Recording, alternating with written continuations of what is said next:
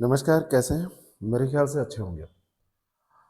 एक प्रश्न लगातार बना हुआ है कि अब नए पैटर्न पे एग्ज़ाम होता है। नए-नए प्रश्न पूछे जा रहे हैं। ये नए पैटर्न का मतलब आप समझ रहे हैं? नए टाइप के प्रश्न पूछे जा रहे हैं, थोड़े से कठिन प्रश्न पूछे जा रहे हैं, थोड़े से स्टेटमेंट बेस्ड वाले प्रश्न पूछने जा रहे हैं, कथन कारण के प्रश्नों की संख्या बढ़ गई है, लेंथी प्रश्न पूछे जा रहे हैं। तो क्या बुक लिस्ट कुछ नई बनाएँ? कैसे पढ़ें?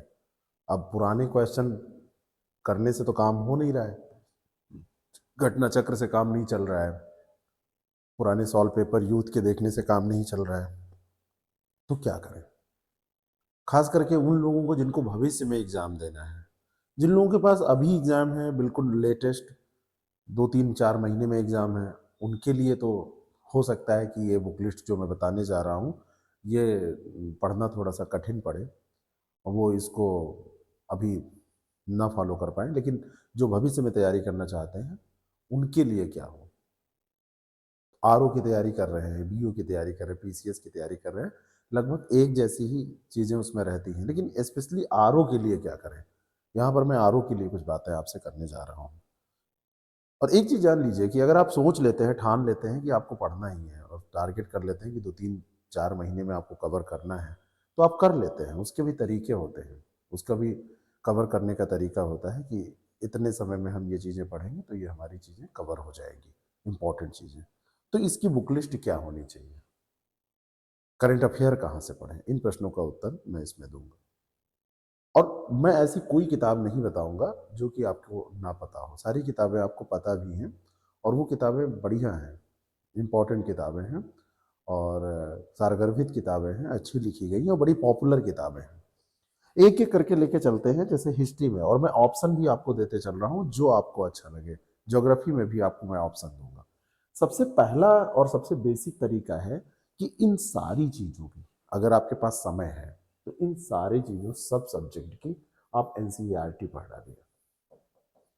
आप कहेंगे तो रटी रटाई वाली वही बात बता रहे हैं। ये इतनी रटी रटाई, जैसे कुछ चीज़ें रटी रटाई ही ए टू जेड अगर आपसे सुनाया जाएगा, सुनाने कहा जाएगा, आप सुनाएंगे तो ए टू जेड वैसे ही सुनाएंगे, ऐसे ही सुनाएंगे, 26 अल्फ़ाबेट ही आप सुनाएंगे। तो वैसे ही ये बात है, बिल्कुल हनुमान चालीसा है ये, बिल्कुल ये समझ लीजिए रामायण है, ये गीता है, शाश्वत सत्य है ये। तो एनसीईआरटी आप पढ़ डालिए, इसमें कोई, इसका कोई ऑप्शन, कोई विकल्प दूसरा है ही नहीं है। 9th से लेकर 12th तक की एनसीईआरटी पढ़ डालिए, सारी नहीं, साइंस की 10th तक की पढ़िएगा, बाकी सारी पढ़ डालिए। ज्योग्राफी की 11 12th की पढ़ डालिए, 9 10th की पढ़ डालिए, हिस्ट्री की आप पढ़ डालिए। ठीक इसी तरीके से आप पॉलिटी की पढ़ डालिए। आप यूपी स्पेशल की आपको नहीं मिलेगी।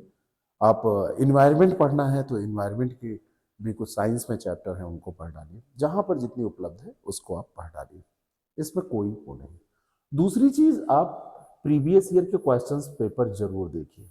इनको देखना बिल्कुल ज़रूरी है, क्योंकि इससे आपको आइडिया लगेगा कि क्वेश्चन पूछे क्या जाते हैं, कैसे पूछे जाते हैं, ये बहुत ज़रूरी है।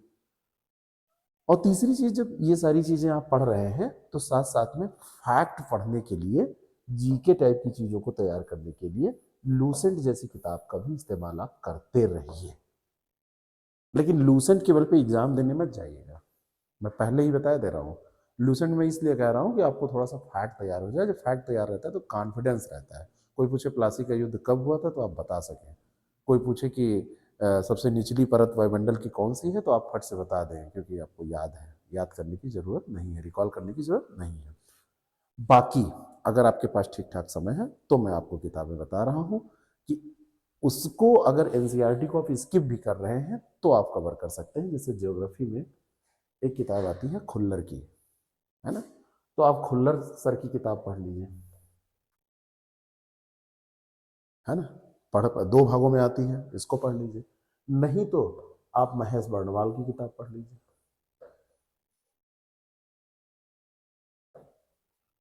ठीक है, कोई दिक्कत नहीं। एनसीईआरटी से पढ़िए चाहे इनसे पढ़ लीजिए, कोई दिक्कत नहीं। हिस्ट्री में जब आप आते हैं तो हिंदी में किरण पब्लिकेशन की किताब आती है, किरण पब्लिकेशन की ये किताब आप पढ़िए हिस्ट्री की। इसमें एंशिएंट, मेडिएवल और मॉडर्न सब दिया हुआ है। थोड़ी बहुत कुछ गलतियां हैं लेकिन वो स्वीकार्य हैं, थोड़ी बहुत मिसप्रिंट है वो चल जाएगा। इसको नहीं पढ़ना है, एस के पांडे सर की किताब तीनों आती हैं अलग अलग, एस के पांडे सर की किताब पढ़ लीजिए हिस्ट्री की, बिल्कुल बढ़िया है, कोई समस्या नहीं है। कोई जब कंपटीशन की तैयारी शुरू करता है तो सबसे पहले पॉलिटी की एम लक्ष्मीकांत सर की किताब खरीदता है। तो एम लक्ष्मीकांत सर की किताब आपके पास अगर है तो कोई दूसरी किताब खरीदने की जरूरत नहीं है, उसी को पढ़िए।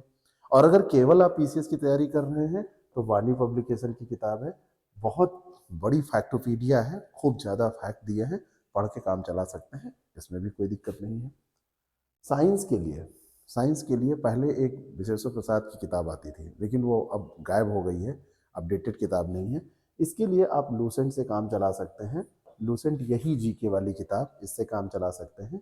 या फिर आप लूसेंट साइंस खरीद लीजिए, लूसेंट साइंस की किताब आप खरीद लीजिए, आपका काम इससे हो जाएगा।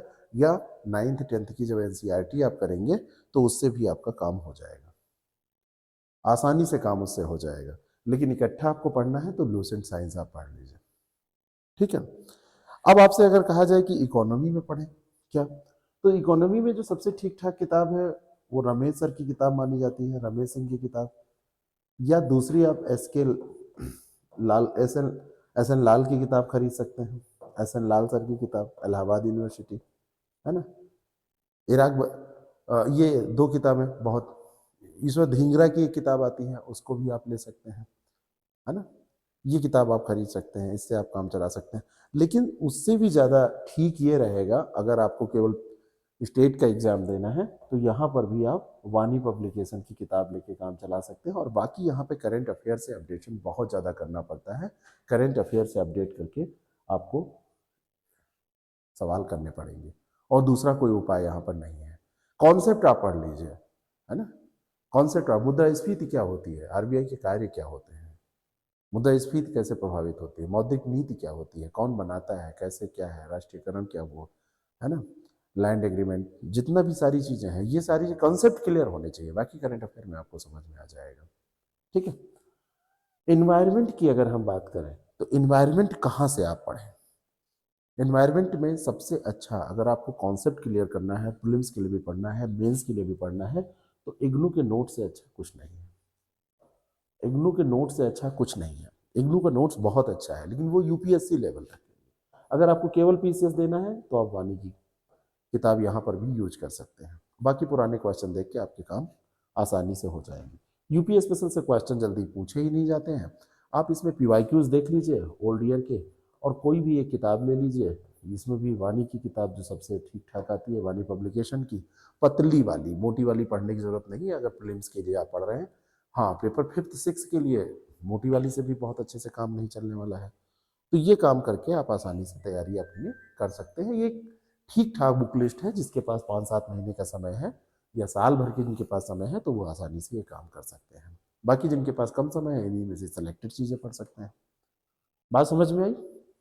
अब एक बहुत बड़ा सेगमेंट बचता है, बहुत बड़ा सेगमेंट है, और वो है करेंट अफेयर का, और उसके बिना सिलेक्शन तो हो ही नहीं सकता। तो इस करंट अफेयर को कहाँ से तैयार करें और इसकी स्ट्रेटजी क्या होनी चाहिए, ये मैं अलग से आपको इसलिए बता रहा हूँ क्योंकि यहाँ पर अगर आप चूके तो आप दिक्कत में आ जाएंगे। इसको आप डेली न्यूज़पेपर पढ़िए, पर डे का न्यूज़पेपर पढ़िए, उसमें नेशनल इंटरनेशनल घटनाएं पढ़िए, वीकली कंपाइलेशन तैयार करिए, वीकली कंपाइलेशन ऑफ एमसीक्यूज इसमें करिए, डिटेल में इसको पढ़िए, और उसके बाद में मंथली इसका रिवीजन करिए। इसको एक साथ के लिए ना छोड़िए कि हम एक साथ पढ़ के फिर एग्जाम के पहले आपको लगे कि हम 6-7-8 महीने साल भर का एक साथ पढ़ लेंगे और एग्जाम के पहले एग्जाम देने जाएंगे, बस सब तैयार हो जाएगा। ये काम अगर आप कर लेंगे तो आपके पेपर्स में पास होने की संभावना बहुत ज़्यादा बढ़ जाएगी, निश्चित तौर पर। बाकी कोई भी बात होगी, कुछ होगा तो कमेंट करके बताइएगा, पूछिएगा, मैं आपका जवाब दूंगा अगले वीडियो में। Thank you so much, all the very best.